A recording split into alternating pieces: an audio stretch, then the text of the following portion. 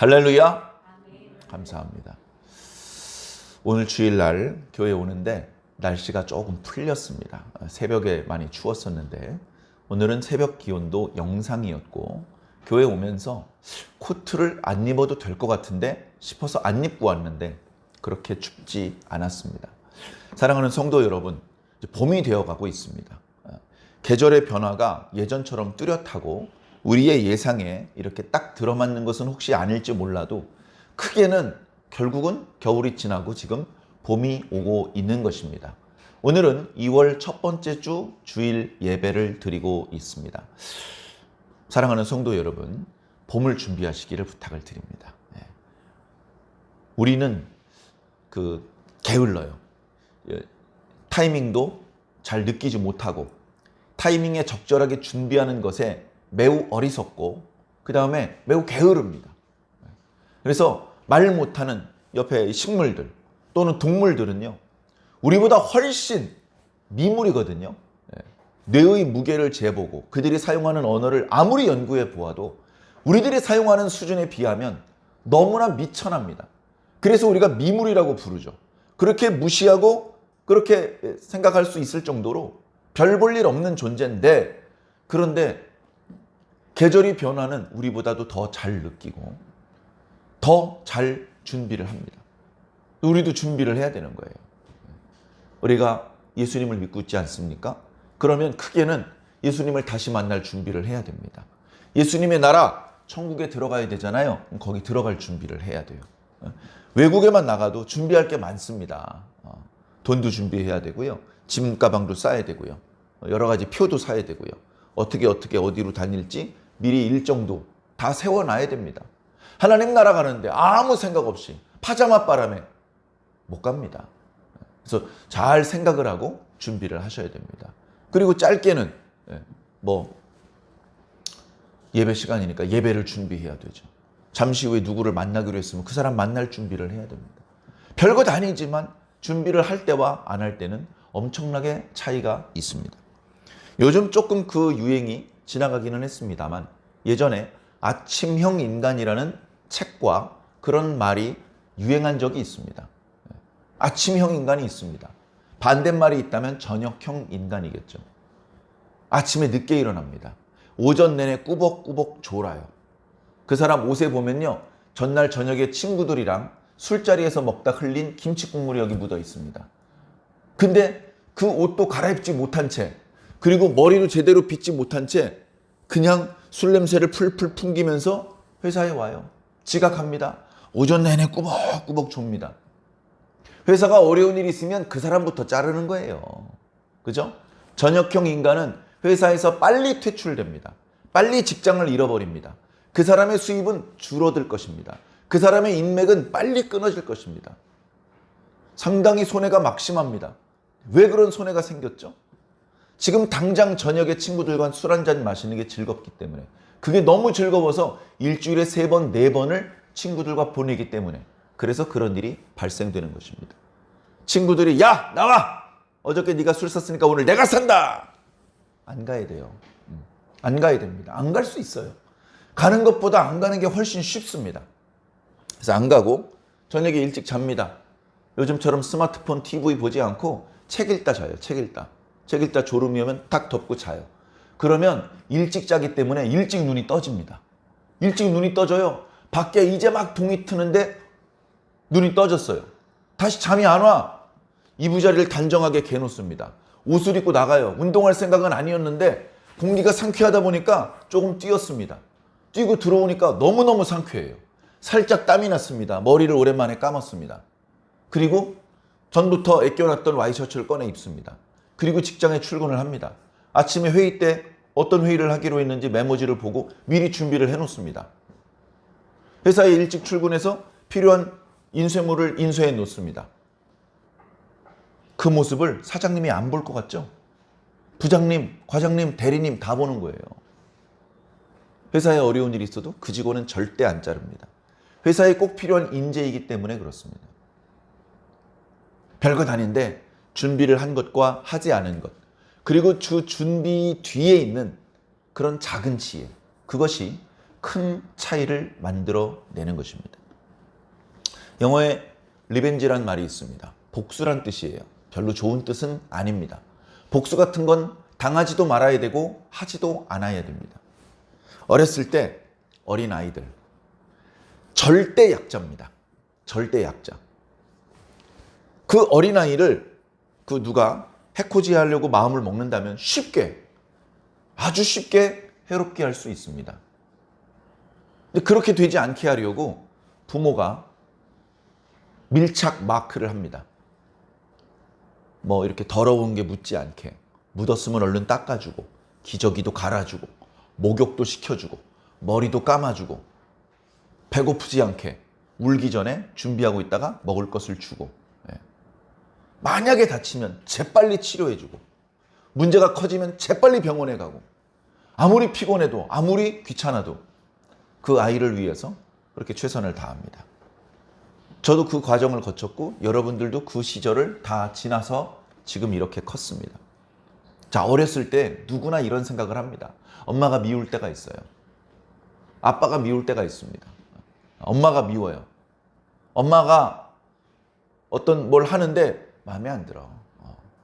옷을 갈아입혀 주는데 조금 천천히 하면 안 아픈데 막 너무 그냥 급하게 하다 보니까 여기저기 막 아파. 불편해. 별것 아닌 것 때문에 엄마가 미워질 때가 있습니다. 그러다 말아야 되는데 그 엄마를 미워하는 마음이 커질 때가 있습니다. 엄마가 너무너무 미워. 이렇게 될 때가 있어요. 그때 어떤 생각을 하게 됩니까? 보복을 하고 싶은 거예요. 복수를 하고 싶은 거예요. 복수하고 싶습니다. 엄마가 나를 이렇게 기분 나쁘게 했고 아프게 했고, 그러니까 이제 엄마를 향해서 내가 복수를 하고 싶은 거예요. 그런데 어때요? 엄마랑 나랑 힘의 차이가 너무 크잖아요. 내가 엄마를 밀칠 수도 없고 때릴 수도 없고, 뭘 어떻게 엄마랑 내가 보복을 할 수 있는 힘이 없잖아요.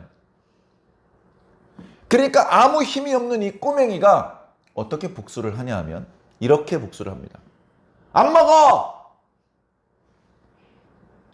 안 먹어. 엄마가 나를 번쩍 들어서 이쪽에다 놓으면 내가 그걸 못하게 막을 수는 없어요. 엄마의 힘이 워낙 강하니까. 엄마가 옷을 벗기면 할 수 없이 벗겨져야 되고 입히면 할 수 없이 입어야 돼요. 근데 안 먹는 건 할 수 있어. 안 먹는 건. 그리고 가만히 보니까 내가 안 먹으면 엄마 표정이 고통스러워하는 표정, 난처해하는 표정으로 바뀌어요. 아하, 이거구나. 안 먹어! 그러면 엄마가 쩔쩔맵니다. 아이고 고소해라. 다음에도 또 써먹어야지. 그래가지고 잘 지내다가 또 엄마가 마음에 안 들고 미울 때가 되면 나 그러면 안 먹는다. 다행히 저희 집에서는 그게 안 통합니다. 저희 집에서는 그렇게 말하면 먹지 마. 고마워, 내가 먹을게. 먹을 사람 많어. 그래 버리면 되기 때문에. 자, 근데 거의 대부분의 집에서는요 그게 잘 통해요. 안 먹어 그러면요 부모님이 항복합니다. 왜 항복하느냐? 힘이 없어서가 아니고 아이를 사랑하기 때문에. 그 부모의 사랑을 악용해서 보복을 하고 있는 거예요. 어린애가 아주 어렸을 때부터 못된 거 배우는 거죠. 자, 그러다 컸습니다. 그러다 컸어요. 엄마가 미우면 이제 어떻게 하는지 압니까? 자기 몸을 때립니다. 엄마, 내 말 안 들어? 아이고 하지마. 알았어. 어허, 요렇게 하면 되는 거구나 하면서 자기 몸을. 자, 그렇게 자란 아이가 나중에 무슨 짓을 하냐면요, 엄마 아빠가 미우면 자기 집에 불을 지릅니다. 자기 집에 불을 질러요. 그런데 한번 생각해 보십시오. 자, 엄마가 먹을 걸 줘요. 그거 안 먹으면 엄마가 손해예요? 네가 손해예요? 네가 손해예요. 엄마 미울 때 자기 몸 때려가지고 멍들었어. 여기 부러져가지고 평생 쩔뚝거려야 돼. 엄마가 손해예요? 네가 손해예요? 네가 손해예요. 엄마가 너무 미워가지고 옆집에 불을 지를 수는 없고 자기 집에 불을 질렀어. 이 멍청하면요, 이 멍청할 것도 적당히 멍청해야 되는데 너무 멍청하면 이게 참 큰 골칫거리입니다. 복수를 할 때는요, 자기는 전혀 피해를 보지 않고 상대방에게만 피해를 줘야 됩니다. 근데 그게 쉽지 않아요. 다 연결되어 있기 때문에. 네?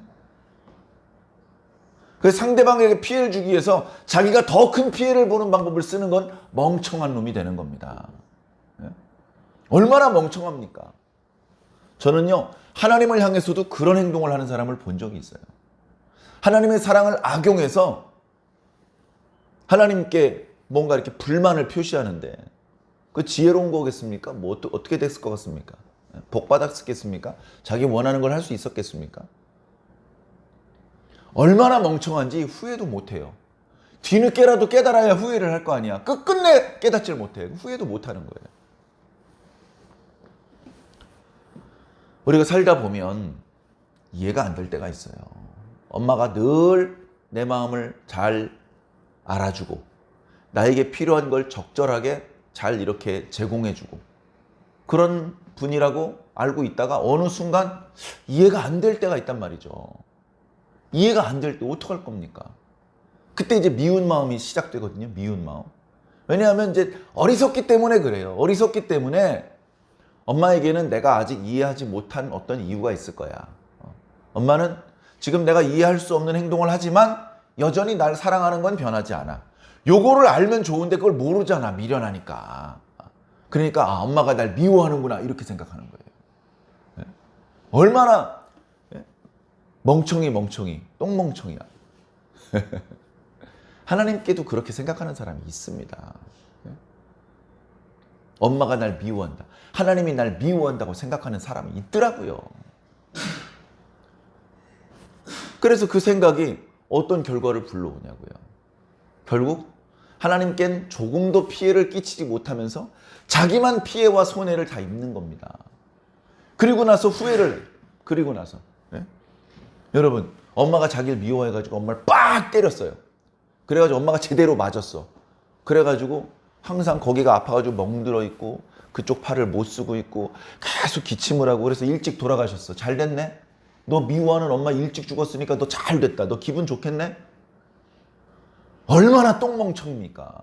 네? 자기가 이해할 수 없으면 자기가 미련한 줄 깨달아야지.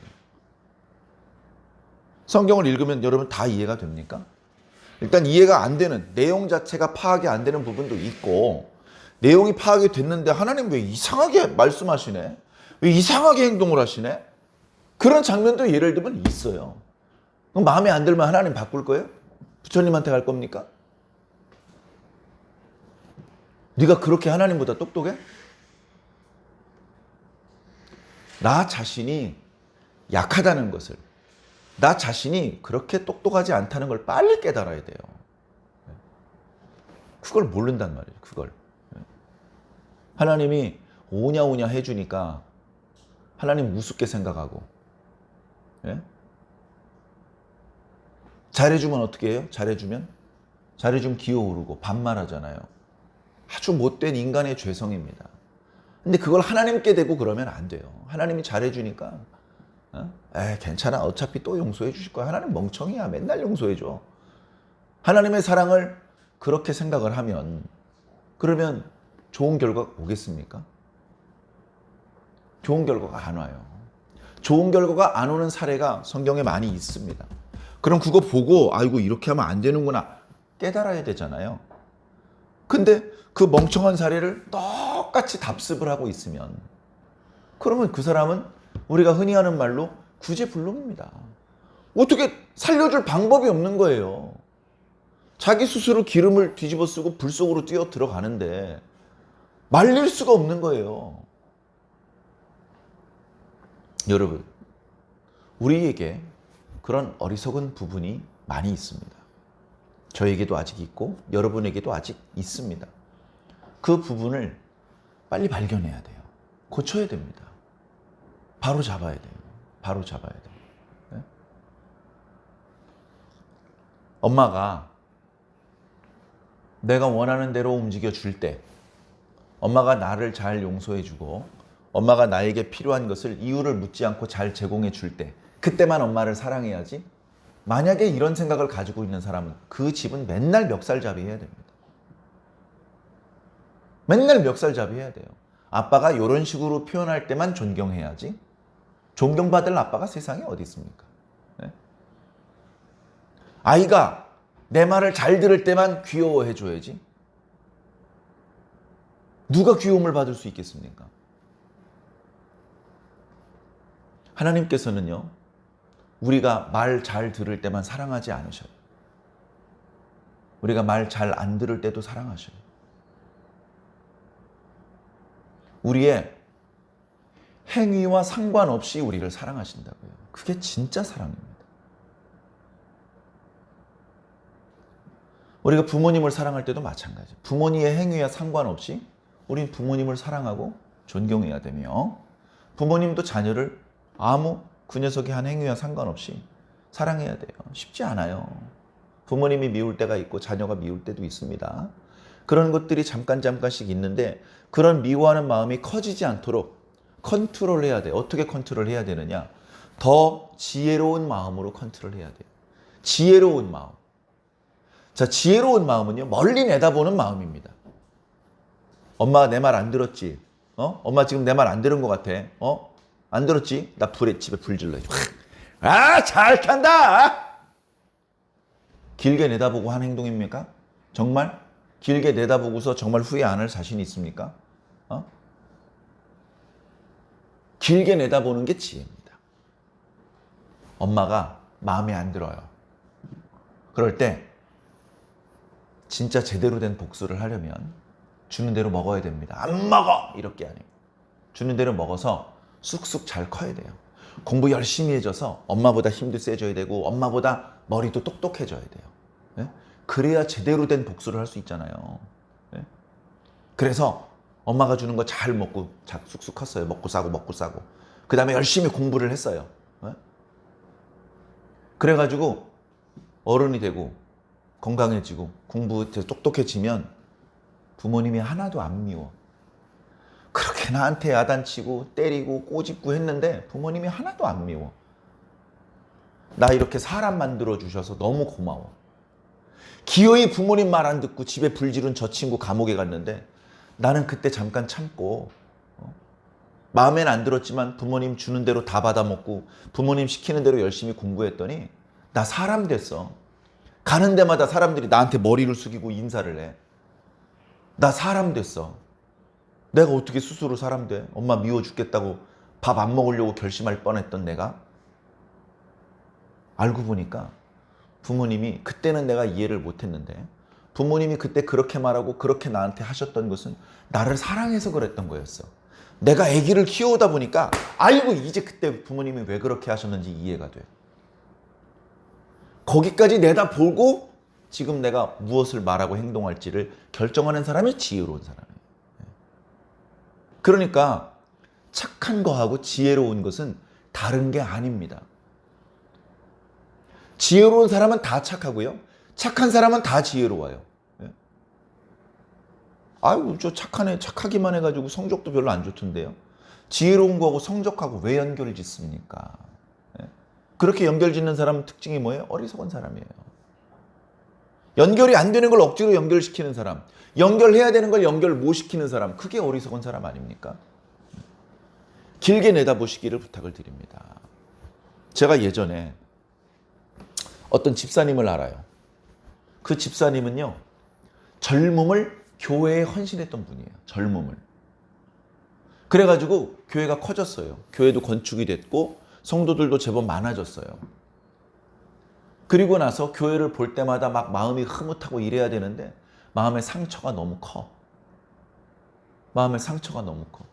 젊음을 교회에 헌신을 하다 보니까 가진 게 없어. 가진 게 없고 몸뚱이도 많이 쇠약해졌어요. 배운 것도 별로 없다 보니까 교회에서 아무 공로도 없는 것들이 권사가 되고 장로가 되고 자기는 계속 집사로 남아 있습니다. 교회 갈 때마다 우라통이 터져요. 교회 갈 때마다 혈압이 올라요. 그런데 여기서 결정타. 담임 목사님이 교회를 위해서 평생 헌신한 자기는 찬밥 취급하고 아무 공로도 없는 것들과 하하하하 하하하하 하면서 그쪽에다 대고 칭찬과 축복을 쏟아 부어주시는 거예요. 자기는 찬밥이고 야단만 치고. 이해가 됩니까? 안 됩니까? 이해가 안 되잖아요. 마음의 상처를 받고 큰 시험에 빠졌어요. 교회 가서 예배실 맨 앞자리에 앉아서 일찍부터 와서 준비 기도를 하는데 기도가 잘 집중이 안 돼. 그리고 예배가 시작됐는데 목사님 얼굴을 쳐다볼 수가 없어. 별로 쳐다보고 싶지가 않아. 자꾸 저쪽에 앉아있는 애송이들 보고 웃고 계신 것 같아. 말씀의 은혜가 안 돼. 찬송의 은혜가 안 돼. 그렇게 무의미하게 시계추처럼 교회를 몇 번 왔다 갔다 하다가 어느 날 교회를 안 다닙니다. 어느 날 교회를 안 다닙니다. 교회를 3주를 빠졌는데 아무도 전화가 안 와. 정말 화가 납니다. 정말.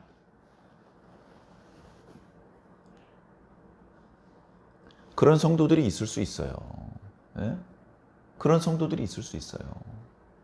그렇게 그 성도를 상처를 주고 외롭게 만드는 거 잘하는 거 아닙니다. 목사님도 잘한 거 아니고 그 교회 다른 성도들도 잘한 게 아니에요.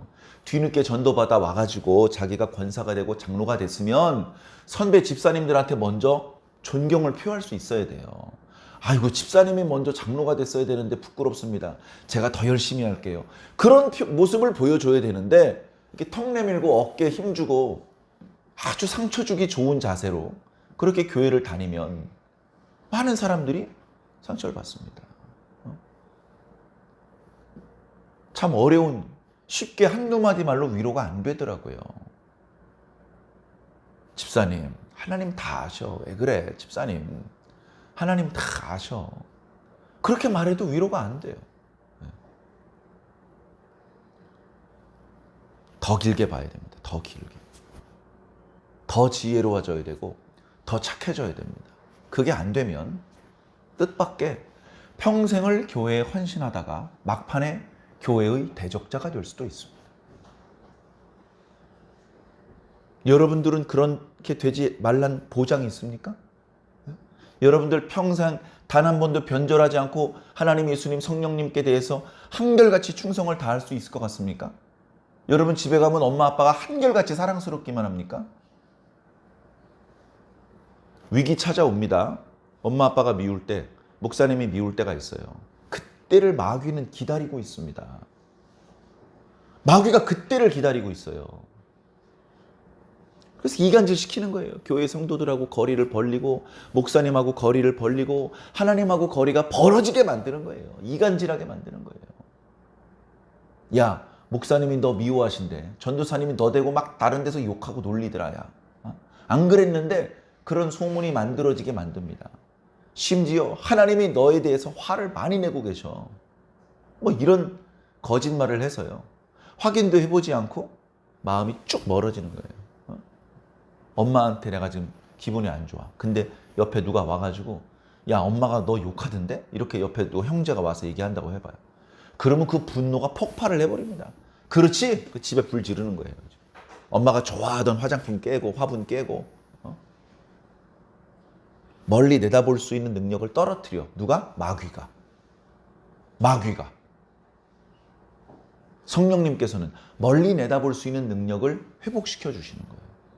누구 손잡아야 되겠습니까? 마귀 손잡고 지옥으로 다이빙하지 마시고 예수님 손잡고 천국으로 점프하시기 바랍니다. 무엇을 잡느냐? 지금 여러분들 이 예배 시간에도 수없이 많은 생각들이 여러분 뇌리를 스쳐 지나갑니다. 어떤 건 그냥 스쳐 지나가고 어떤 건 내 머리 위에 둥지 틀 거예요. 어떤 생각을 붙잡아야 되겠습니까? 어떤 생각을 쫓아내야 되겠습니까? 그건 제가 도와줄 수가 없어요. 여러분 각자가 지금 선택하는 겁니다. 태어나서 지금까지 그렇게 선택해 오셨고 지금도 여러분들이 선택하셔야 됩니다. 이상하게 안 좋은 생각이 많이 나더라고. 이상할 거 없습니다. 마귀가 기다리다가 안 좋은 생각 집어넣은 거예요. 붙잡은 내가 잘못한 겁니다. 마귀가 잘못한 게 아니고.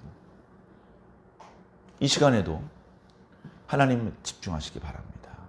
여러분들 중에 저 마음에 안 드는 사람이 있을 수 있어요. 아, 맨날 김 목사 설교야.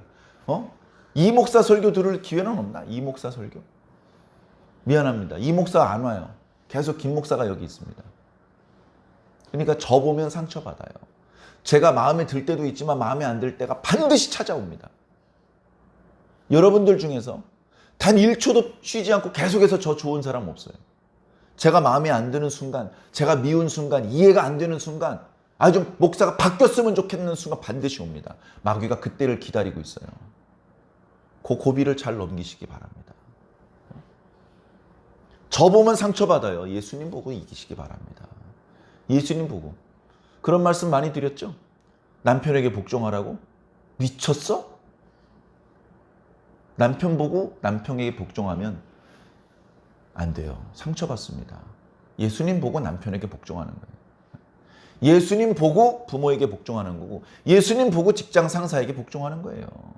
부모님을 어떻게 믿고 직장 상사를 어떻게 믿어요? 예수님 믿고 복종하는 겁니다. 예수님 믿고 순종하는 거예요. 저기 저 헌금을 관리하는 저 아무개 장로하고 아무개 집사, 저놈들 믿고는 내가 헌금을 못 내. 예수님 믿고 내는 거예요. 예수님 믿고. 여러분들은 얼마나 예수님을 믿고 있습니까? 예수님 믿으시기 바랍니다. 자, 오늘 말씀 보면요, 예수님의 권위에 대한 말씀이에요. 권위. 권리, 자격, 권세, 이런 뜻이죠. 예수님께서 예루살렘에 입성을 했습니다. 갈릴리 지방에서만 활동을 하시다가 2, 3년 동안의 활동을 접고 예루살렘으로 오십니다. 오면 얼마나 빨리 오겠어요? 사람이 오는 속도보다 소문이 훨씬 빨리 도착하죠. 그래서 예루살렘과 그 주변에 살고 있는 유대인들은 기대를 합니다. 야, 갈릴리 지역에는 거기는 병자가 없대. 예수란 사람이 다 고쳐놔가지고 병자가 없대. 병자가. 귀신이 갈릴리 근처에 씨가 말랐대. 근데 예루살렘 주변에는 아직도 병자도 많고 귀신 들린 사람도 많잖아. 야, 다행이다. 저 사람 와가지고 이제 우리 예루살렘하고 유대 지방도 하나님께 복을 받나 보다. 이렇게 기대하는 사람도 있고. 그런가 하면 거기서 이미 텃세. 대제사장들, 장로들, 서기관들, 이미 기득권을 누리고 있는 사람들은 탐탁지 않습니다. 아, 저 불편한 자식 오고 있네. 저 어떡하지? 야야, 저 이번에 저러면 만만치 않아. 그래가지고 우리가 방심하면 우리 자리를 빼앗길 수도 있어. 아, 그러면 안 되잖아. 안 되지. 그럼 어떡하지? 잘 준비를 해야지.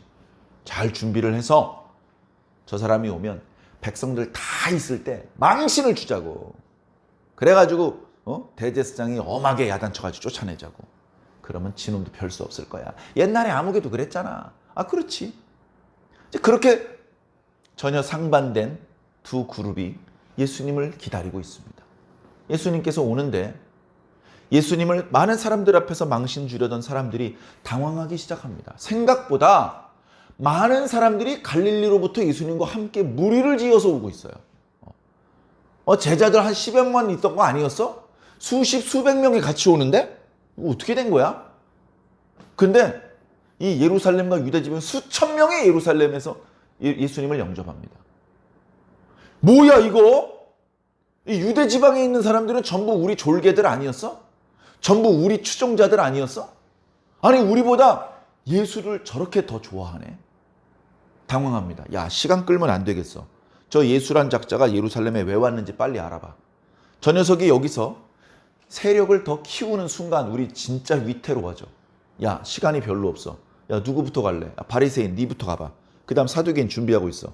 뭐 이런 식으로 예수님을 걸려 넘어뜨릴 수 있는 함정을 파기 시작을 했던 것입니다. 그런데 함정을 파기도 전에 예수님께서 성전을 뒤어 엎어버렸습니다. 성전에서 매매하는 사람들 매매를 못하게 만드셨습니다. 거기서 동전 바꾸는 사람들 상을 엎어버리셨습니다. 거기서 비둘기 파는 사람들 비둘기 그 케이지를 다 깨트려 버리셨습니다. 그리고 삥 돌아가면 힘드니까 성전 마당을 가로질러서 화물을 나르던 사람들 못 지나가게 막으셨습니다. 하도 소리를 지르시고 완강하게 아주 그냥 급진적으로 폭력적으로 막 집어던지고 깨트리고 막 미친 사람처럼. 그러다 보니까 사람들이 당황한 거예요. 왜 이러십니까? 선생님 여기서 이러시면 안 됩니다. 이렇게 대응할 수 있는 틈이 없는 거야. 뭐지 하는 사이에 상이 날아가 버렸어. 동전 담아있던 상자가 막 엎어져가지고 동전이 땅바닥에 막 날고 비둘기가 날아다녀. 순식간에 비둘기 잡으러 간 사이 저쪽 상 또 엎어지고 있어. 그래가지고 예수님께서 완전히 쑥대밭을 만들어 놓으셨습니다. 사람들이 예수님을 진정시켜 놓고 계속 장사를 할 수 있는 상황이 아니에요. 그런 상황에서 덜어는 그거 참 시원하다 이렇게 보는 사람들과 지금 뭐 하는 거지? 불편하고 불만에 찬 눈빛으로 보는 사람들을 향해서 이렇게 말씀하십니다. 내 집은 만민의 기도하는 집 이건 만민이 와서 기도하는 곳이 되어야 마땅하거늘 너희들은 도둑의 소굴로 만들었다. 그렇게 말씀하셨습니다. 반박을 할 수가 없어요. 다른 건 몰라도 만민이 와서 기도하는 걸 방해한 건 틀림없어요. 거기 장사하던 곳은 여인의 뜰도 아니고 이스라엘의 뜰도 아닙니다. 그 바깥쪽 이방인의 뜰이에요. 그러면 이방인들 중에서 많지는 않지만 하나님을 경외하는 마음에 성전을 찾는 사람들이 있을 것 아닙니까? 성전의 안에서 들어가서 기도하고 싶은 사람이 있을 것 아닙니까?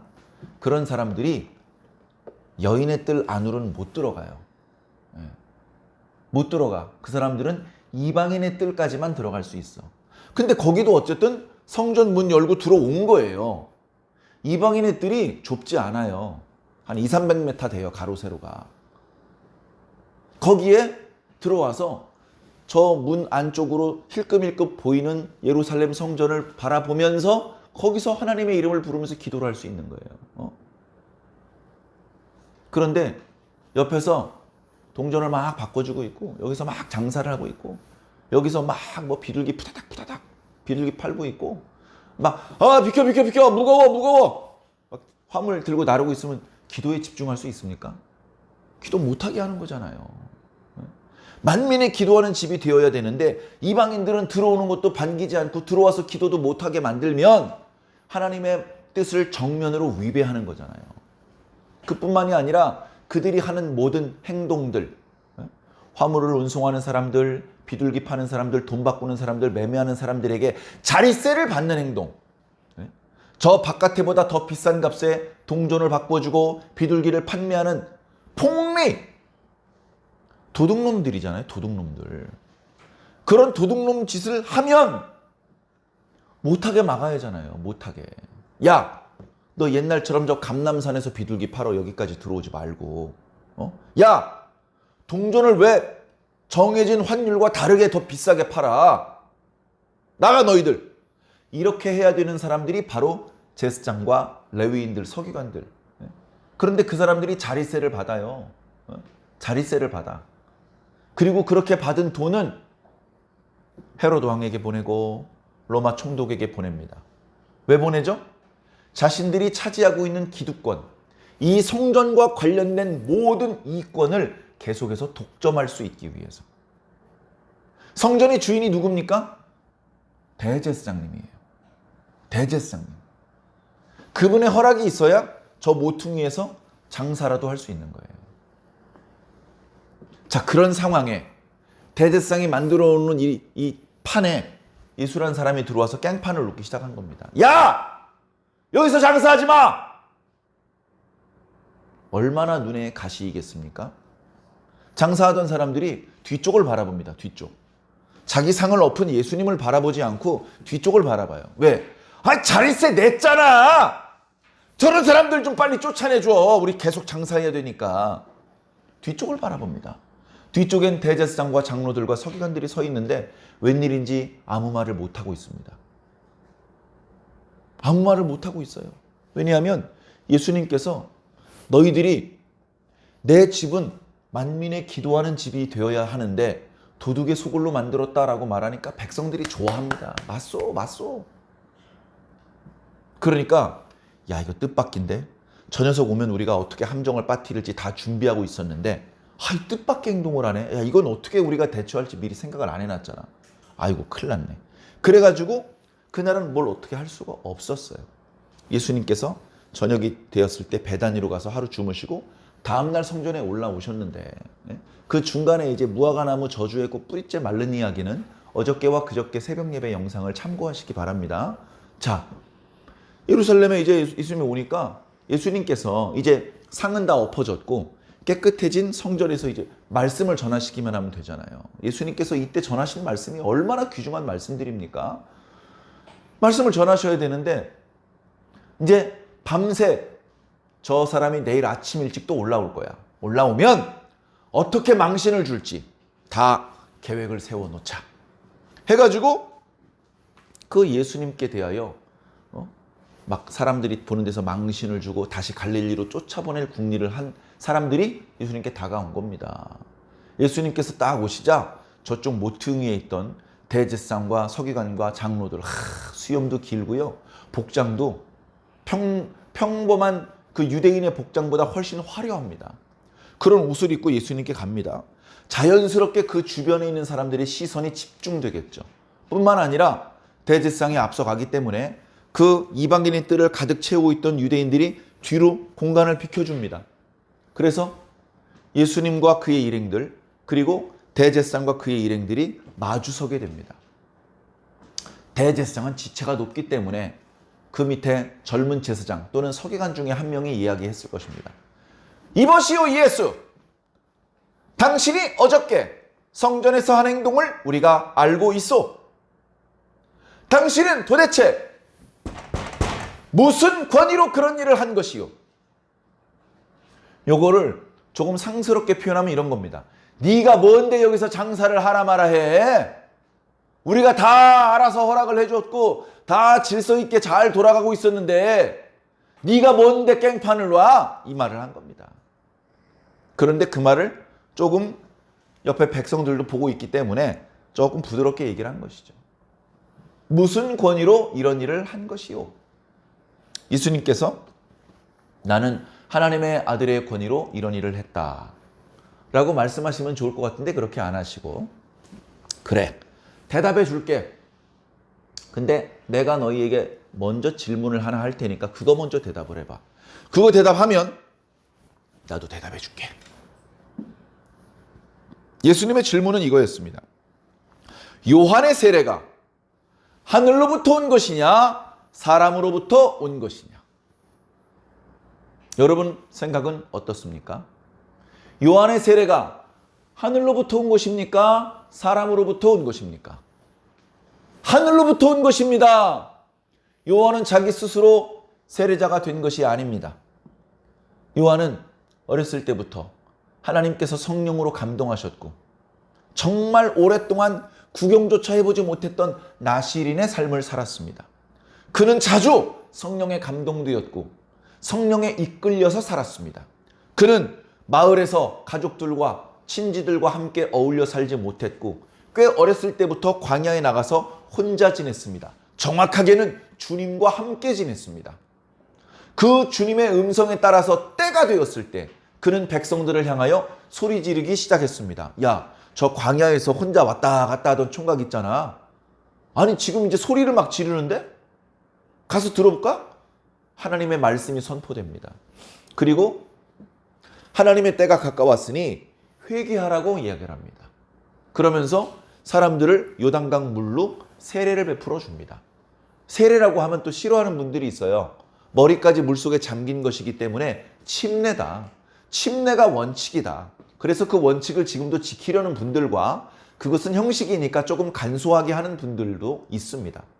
중요한 건 어쨌든 세례자 요한은 자기가 그냥 하고 싶어서 이렇게 하면 인기를 얻을 것 같아서 이렇게 하면 돈을 좀 만질 수 있을 것 같아서 그런 행동을 한 것이 아니고 철저히 성령님의 지시를 따라서 움직였다는 겁니다. 너 광야로 나와.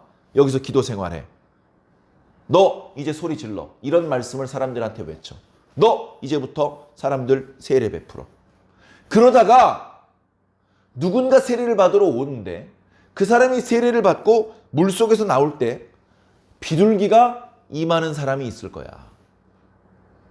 하나님의 성령이 비둘기같이 임하는 사람이 있는데 그가 바로 내 사랑하는 아들이요 내 기뻐하는 자다.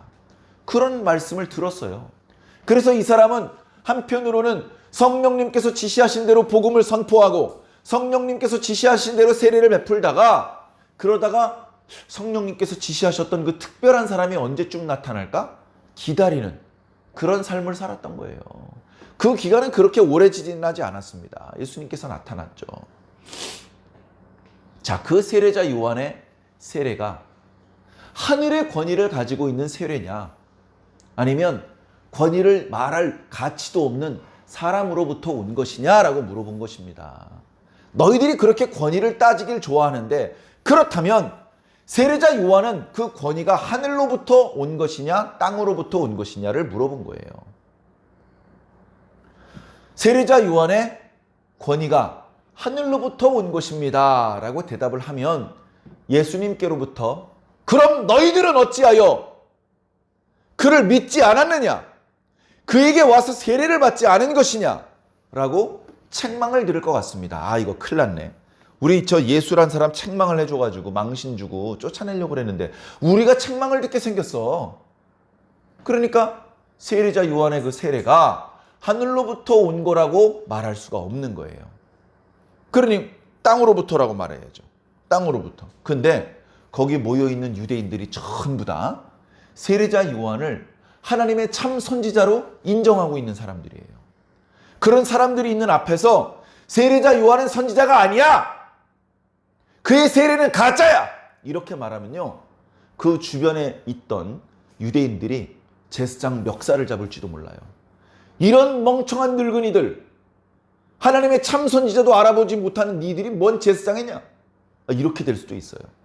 그러니까 이렇게 대답하지도 못하고 저렇게 대답하지도 못하고 우리는 잘 모르겠노라. 모른다고 대답하는 것도요. 창피한 겁니다. 모른다고 대답하는 것도 자신들의 권위를 스스로 깎아먹는 거예요. 그러나 지금 예수님과 대화 와중에 밀리면 안 되니까 모른다고 대답을 했습니다. 예수님께서 말씀하십니다. 그래? 너희들이 대답하지 않았으니 나도 대답하지 않겠다. 나도 내가 무슨 권위로 성전에서 매매하는 사람을 쫓아냈는지 말하지 않겠다. 그리고 쌩 하고 가버리시면 좋은데 간접적으로 말씀을 하세요. 간접적으로 예수님께서 내가 무슨 권위로 그 장사하던 사람들을 쫓아냈는지는 말하지 않을 건데 그런데 내가 비유를 하나 말해줄 건데 잘 한번 들어봐라. 내용이 이제 포도원 농부의 비유입니다. 자, 포도원 농부의 비유. 자, 포도원이 있어요. 어떤 사람이 포도원을 만듭니다. 원래 거기가 포도원이 아니었어요. 그런데 거기를 잘 이렇게 가꾸어요. 돌도 걷어내고 풀도 뽑고 그리고 거기다가 포도나무를 심습니다. 포도나무를 심고 포도나무가 잘 자랄 수 있도록 필요한 것들을 다 준비해 놓습니다. 그리고 나중에 포도 열매가 다 이렇게 제대로 맺힐 때가 되면 그거를 따가지고 포도즙을 짤 수 있는 곳도 만들어 놓고 하면 다 준비를 해놨어요. 그리고 나서 포도원을 농부들한테, 자, 농부들이 있어요. 우리 포도원에서 일할 사람 저요. 그래 일로 와. 내가 너희들한테 품삯을 줄 테니까 내 포도원에서 열심히 일을 해줄래? 네, 알겠습니다. 저 포도 농사 지어본 적 있어요. 저 잘할 수 있어요. 아이고, 그래, 잘 됐구나. 너희들한테 좀 부탁을 한다. 해놓고서 주인이, 자, 포도원을 만든 주인이 타국으로 갔어요. 주인은 없어요.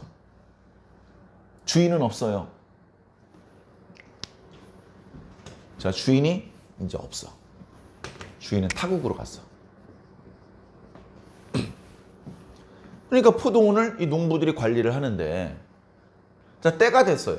어떤 때가 됐냐 하면 이제 포도원의 그 포도나무에서 열매가 맺힐 때가 됐어. 포도나무는요, 옮겨 심으면 한 3년 동안은 열매가 제대로 안 맺힌답니다. 뿌리가 땅에 충분히 활착을 하고 포도가 이제 열매 맺을 준비를 하는 거예요. 율법에 보면요, 4년째 맺히는 포도는 하나님께 바치라고 되어 있어요. 그리고 5년째부터 11조를 제외한 나머지 포도를 너희가 먹어라, 이렇게 말씀하고 있어요. 그러니까 이 주인은 틀림없이 하나님을 잘 믿는 사람이니까 5년째 되었을 때 종들을 보냅니다. 종들을 한두 명 보낸 게 아니에요. 종들을 보냅니다. 종들이 왔어요.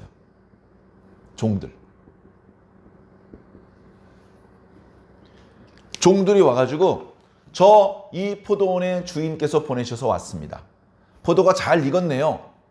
열매 중에 일부를 저희 주인에게 주시고 나머지는 여러분들 가지시랍니다. 그런데 이 농부들이 주인한테 주고 싶지 않아요. 전부 다 가지고 싶어요. 그래서 어떻게 했냐면요. 이 종들을 죽여요. 덜어는 때리고, 덜어는 죽이고, 때리고, 죽이고. 그래, 다른 종들을 보냈는데 계속해서 때리고 죽이고 하나님께 소출이 안 돌아오는 거예요. 하나님이 아니라 이 주인에게. 그러니까 나중에는요. 주인에게 있는 아들을 보냅니다. 아들.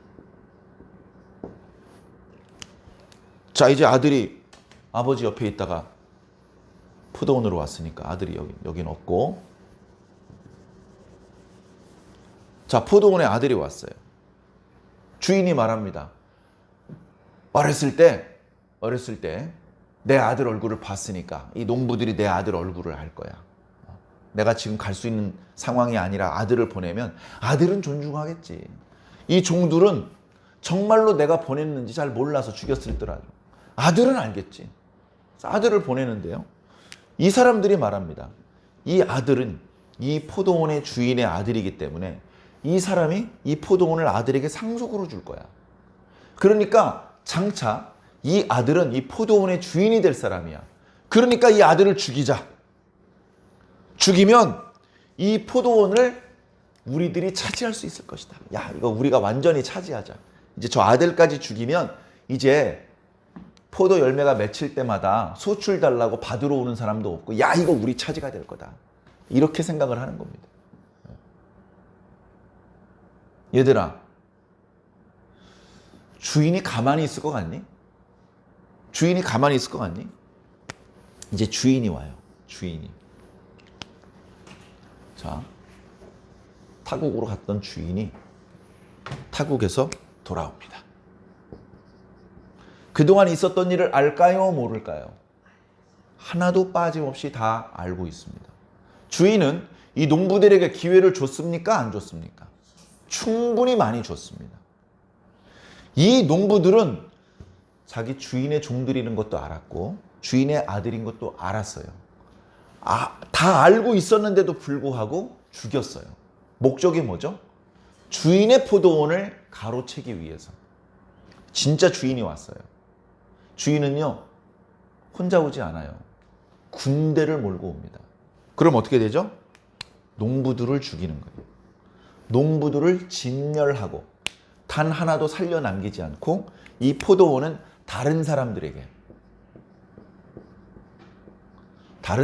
맡기게 될 것이다.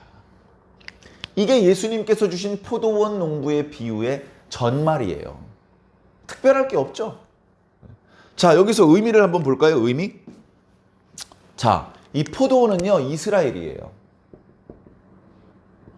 갑자기 말씀드리는 게 아니고요. 구약 성경에 수없이 많은 성경에 포도원은 이스라엘이라고 그렇게 비유하고 있어요. 그럼 포도원 주인은 누구냐? 하나님이시에요. 하나님. 그럼 하나님께서 보낸 종들은 누구죠? 수없이 많은 선지자들이죠. 선지자들 중에 곱게 죽은 선지자가 있었나요? 갈갈이 찢겨 죽었어요. 왜? 맹수들한테? 이방인들한테? 아니요. 이스라엘 사람들 손에 갈갈이 찢겨 죽었어요. 모든 선지자가 그렇게 잔인하게 죽임을 당했어요. 그리고 지금 아들 예수 그리스도께서 오신 것입니다. 아들이 왔는데 포도원에서 하면 안 되는 장사 못하게 하는 거 못해요? 할 수 있잖아요. 아들의 권위는 뭐든지 다 할 수 있는 권위예요. 근데 그거를 알고도 어떻게 한다고요? 죽인다고요. 그래, 아들이 죽었어요. 우리가 잘 아는 것처럼. 그리고 나서는요, 하나님이 오시는 거예요. 하나님이 오시면 그 앞에서는 뭐라고 변명을 할 것이며, 하나님도 죽일까? 자, 이때가 되면 농부들이 진멸을 당하는 거죠. 다른 사람들은 누굴까요? 다른 사람들은 예수님의 제자일 수도 있고 심지어 이방인일 수도 있습니다. 왜? 주인이니까. 내 포도원 이방인에게 맡겨도 내 마음대로야. 주인이니까. 쟤는 저 랍비의 학교에서 공부를 안 했는데 내 제자야. 내 제자한테 맡길 거야. 주인 마음대로죠. 주인 마음대로. 자, 이 말씀을 통해서 뭔가 제사장들과 서기관들과 장로들이 느꼈어요. 뭘 느꼈어요? 아, 이 이야기는 자기들을 가리켜 한 말이구나. 그걸 느꼈어요. 이 이야기 속에서 누가 장로들이고 누가 서기관들이고 누가 대제사장들입니까? 여기 농부들. 이 농부들이 바로 자신들을 가리킨 그런 비유라는 걸 아는 거예요. 그러니까 기분이 좋아요? 화가 나요? 화가 나죠. 화가 나니까 어떻게 하고 싶어요? 잡아 죽이고 싶어요. 근데 죽였어요? 못 죽였어요? 못 죽였어요. 왜 못 죽였어요? 뭐가 무서워서? 무리들이 두려워서. 자, 봐요. 이게 정말 웃긴 거예요. 웃긴 거. 얼마나 미련한지 웃길 정도라고.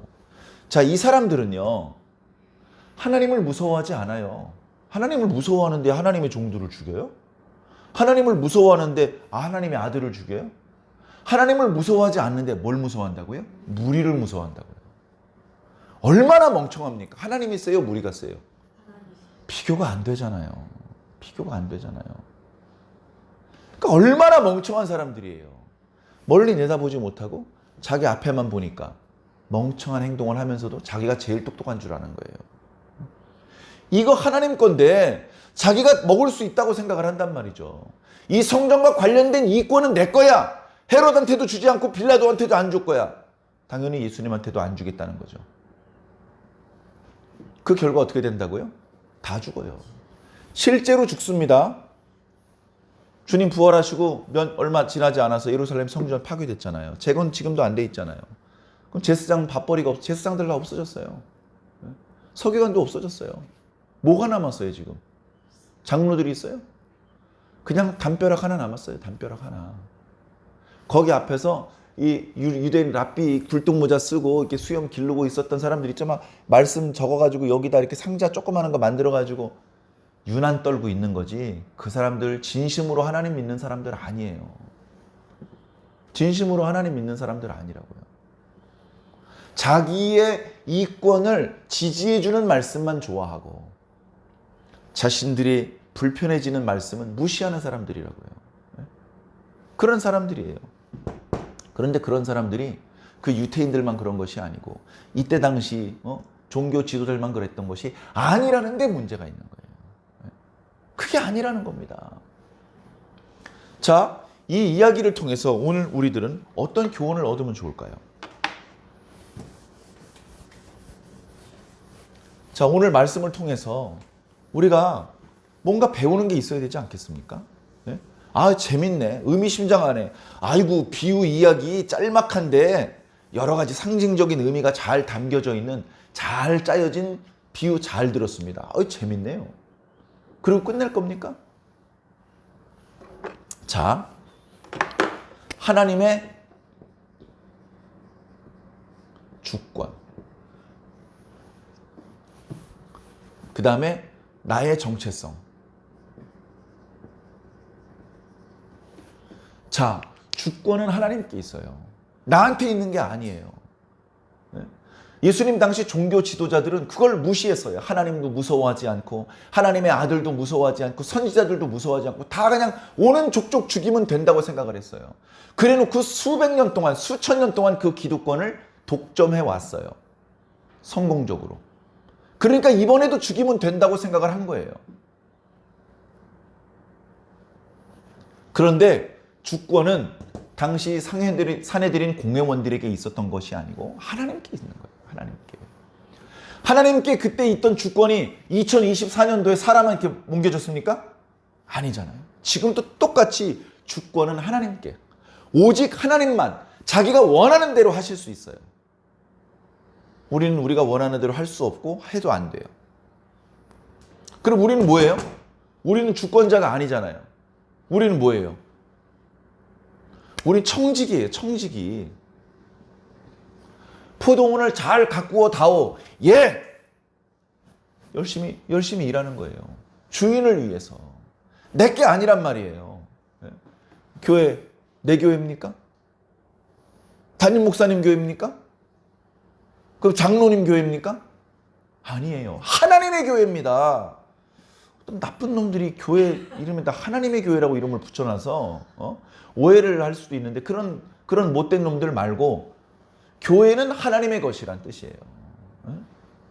교회는 하나님의 것이에요. 자, 그런데 뭐예요? 이걸 자꾸 잊어버려.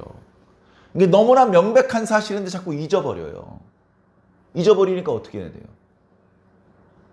잊어버리니까 다시 말씀을 들어야 돼요. 자, 다시 말씀 듣기. 자, 말씀을 들어보면 어때요? 처음 듣는 말씀이에요? 전에 들었던 말씀이에요? 전에 다 들었던 말씀이네. 재미없네. 맨날 리바리바라고 재탕하고. 그게 듣기 싫죠? 들어야 됩니다. 그거 안 들으면 지가 청직인 줄 모르고 지가 주인인 줄 안다니까요.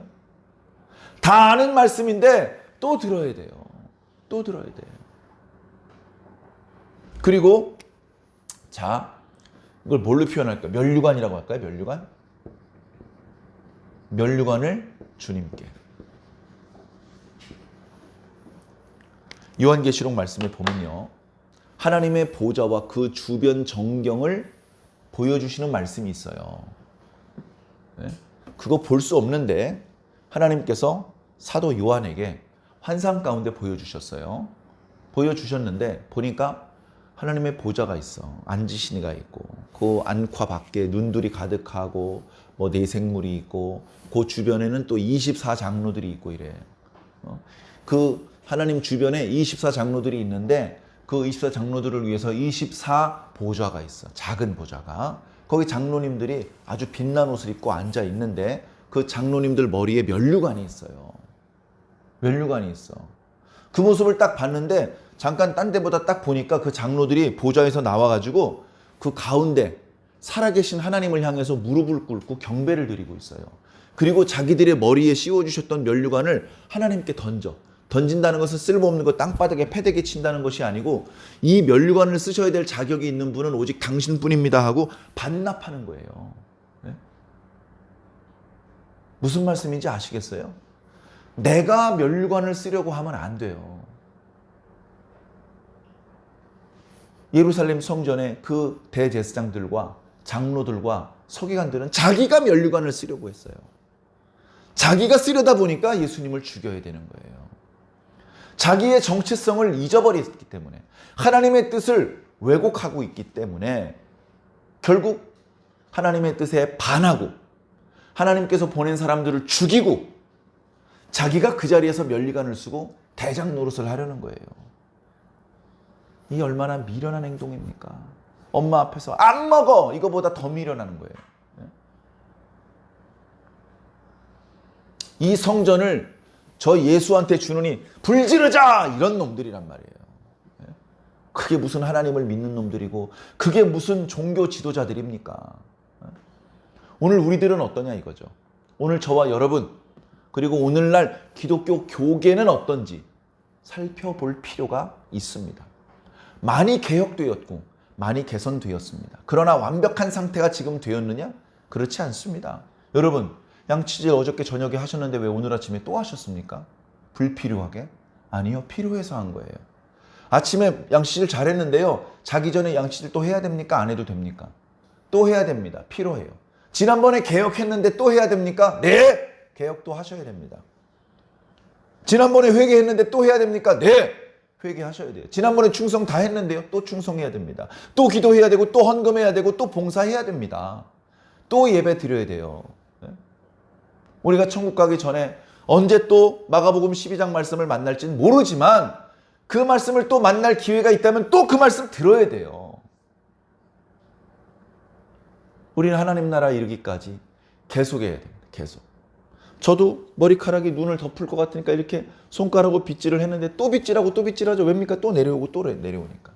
분명히 개혁했는데 또 잊어버리고 분명히 개혁했는데 또 엉터리고 그러니까 또 바로 잡고 또 바로 잡아야 되는 겁니다. 사랑하는 성도 여러분, 자기 자신을 개혁하는 일을 게을리하지 않으시기 바랍니다. 우리 교단 이름도 개혁총연이에요. 개혁을 해서 모두 하나로 연대를 하자. 그런 의미인데 예수 그리스도 그리고 성경을 구심점으로 우리 모든 그리스도인들이 하나로 연대해야 되죠. 그런데 그 이전에 우리가 다 개혁을 해야 돼요. 정말 예수가 중심에 있는 거 맞아? 정말 예수님께 초점을 맞추고 있는 거 맞아? 조금 초점이 흐려졌는데 다시 정확하게, 다시 엄밀하게 그렇게 개혁하는 과정을 미룰 수 없고 중단할 수 없는 것입니다. 우리가 영적으로 계속해서 개혁을 해야 됩니다. 우리가 하나님의 성품을 가지기를 원합니다. 그런데 하나님의 성품으로 좋아졌다가 다시 사람의 성품으로 떨어질 때도 있습니다. 어떻게 합니까? 다시 우리들의 성품을 끌어올려야죠. 하나님의 말씀을 듣고 하나님의 뜻대로 순종하고 그 과정에서 체험하고 그것들이 반복되면서 우리들의 믿음이 더 단단해지고 우리들의 사랑이 더 뜨거워져야 되지 않겠습니까? 그러면서 나 자신의 정체성이 무엇인지 깨닫고 하나님의 뜻이 무엇인지 깨닫고 그 질서 안에서 평화를 유지할 수 있고 그 질서 안에서 복을 누릴 수 있는 그런 저와 여러분, 그런 완주 중앙교회가 꼭 되기를 예수님 이름으로 간절히 축원합니다.